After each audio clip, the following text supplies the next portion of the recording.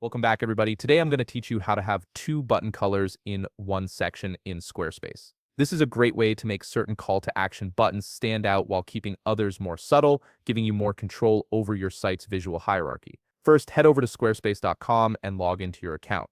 Once you're logged in, you'll land on your dashboard where you can see all your websites. From here, simply click on the website where you want to customize your button colors. This will open up the editor for that specific site. Now look at the left side menu and click on Website. Under that option, you'll see Pages, so go ahead and click on that. This is where you manage all the content and structure of your site. Once you're in the Pages section, navigate back to the left side menu and click on Custom Code. Under Custom Code, you'll find Custom CSS. Click on that to open the CSS editor where you'll be making all your changes. Before we move forward, I want to mention that I'm using a browser extension called Squarespace ID Finder. This tool is incredibly helpful because it allows me to identify specific block IDs or section IDs for my Squarespace project. If you're serious about customizing your site, I highly recommend downloading and installing it on your browser.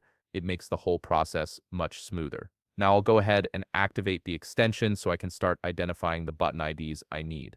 With the extension active, I can now copy the button ID that I want to style. Once I have the ID copied, I'll paste it into the custom CSS field. Right after the ID, I need to add an A because we're targeting the anchor tag, which is the actual clickable part of the button. After that, I'll input the CSS code background -color red semicolon. This will change the color of that specific button to red. Now, if you want to have two or more buttons that share the same color, the process is straightforward. Just copy and paste their IDs into the CSS field. After each ID, add an A followed by a comma. So it would look like this: paste the first ID, add A and a comma, then paste the second ID, add A and a comma, and then paste the third ID and add A but no comma because it's the last one. After listing all the IDs, add the CSS code background -color blue semicolon. This will apply the blue color to all those buttons at once. You can customize the background color to whatever fits your website's design.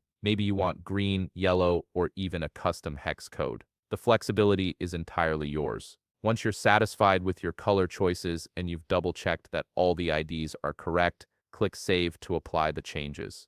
And that's it. You've successfully customized your button colors in Squarespace, giving your site a more polished and intentional look. If you found this video helpful, please leave a like, subscribe, and see you in the next video.